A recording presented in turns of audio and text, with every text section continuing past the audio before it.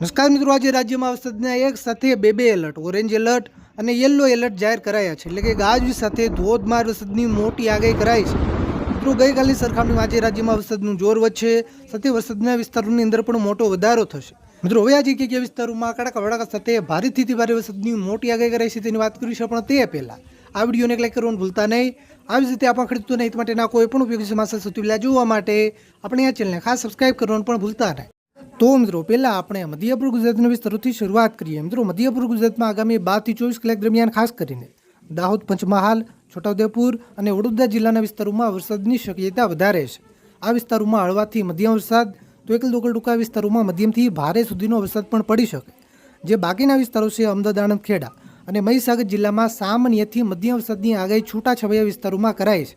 મિત્રો, દક્ષિણ ગુજરાતમાં ખાસ કરીને જે બોર્ડર એરિયાના વિસ્તારો છે, નર્મદા જિલ્લાના વિસ્તારો હોય, તાપી, ડાંગ અને વલસાડ જિલ્લાના પણ કેટલાક વિસ્તારોમાં હળવાથી મધ્યમ વરસાદ, એકલ દોકલ ટૂંકા વિસ્તારોમાં મધ્યમથી ભારે વરસાદ એટલે કે ધોધમાર વરસાદ પડવાની પણ શક્યતા છે. સુરત અને ભરૂચ જિલ્લાના છૂટાછવાયા વિસ્તારોમાં હળવાથી મધ્યમ વરસાદ પડવાની શક્યતા છે. મિત્રો, ઉત્તર ગુજરાતમાં ખાસ કરીને સાબરકાંઠા, હિંમતનગર, ખેડબ્રહ્મા, મહેસાણા, પાટડી, ગાંધીનગર, અરવલ્લી, ભિલોડા, મોડાસા, બાયડ, મેઘરજ આ બધા વિસ્તારોમાં છૂટાછવાયા કોઈ વિસ્તારોમાં હળવાથી મધ્યમ વરસાદની આગાહી કરાઈ છે. બનાસકાંઠા અને પાટણ જિલ્લામાં એકદમ સામાન્ય વરસાદની આગાહી છે. કચ્છના વિસ્તારોમાં વાદળછાયું વાતાવરણ જોવા મળી શકે. છૂટાછવાયા કોઈ વિસ્તારોમાં સામાન્ય ઝાપટા પડી જાય, બાકી કોઈ મોટા વરસાદની શક્યતા નથી. મિત્રો, સૌરાષ્ટ્રમાં ભાવનગર જિલ્લાના કેટલાક વિસ્તારોમાં છેલ્લા ઘણા દિવસોથી વરસાદી માહોલ યથાવત છે. હજુ પણ આગામી 12 થી 24 કલાક દરમિયાન અમરેલી, બોટાદ, ભાવનગર, સુરેન્દ્રનગર અને ગીર સોમનાથ જિલ્લાના પણ કેટલાક વિસ્તારોમાં હળવો વરસાદ, એકલ દોકલ ટૂંકા વિસ્તારોમાં હળવાથી મધ્યમ સુધીનો વરસાદ પણ પડી શકે. જે બાકીના વિસ્તારો છે દેવભૂમિ, દ્વારકા, પોરબંદર, જુનાગઢ અને મોરબી, રાજકોટ જિલ્લાના વિસ્તારોમાં સામાન્ય ઝાપટા કોઈ વિસ્તારોમાં પડી જાય.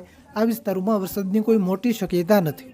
તો મિત્રો, આ આજના વરસાદના મોટા સમાચાર. મિત્રો, તમારા વિસ્તારમાં વરસાદ છે કે નહીં, તમારા વિસ્તારનું નામ લખી નીચે કોમેન્ટ કરવાનું ભૂલતા નહીં. આ વિડીયોને તમારા બધા જ ગ્રુપમાં શેર કરજો, જેથી બધા ખેડૂત મિત્રો સુધી માહિતી પહોંચે. વિડીયોને લાઈક કરવાનું ભૂલતા નહીં. આપણે આ ચેનલને ખાસ સબસ્ક્રાઇબ કરવાનું પણ ભૂલતા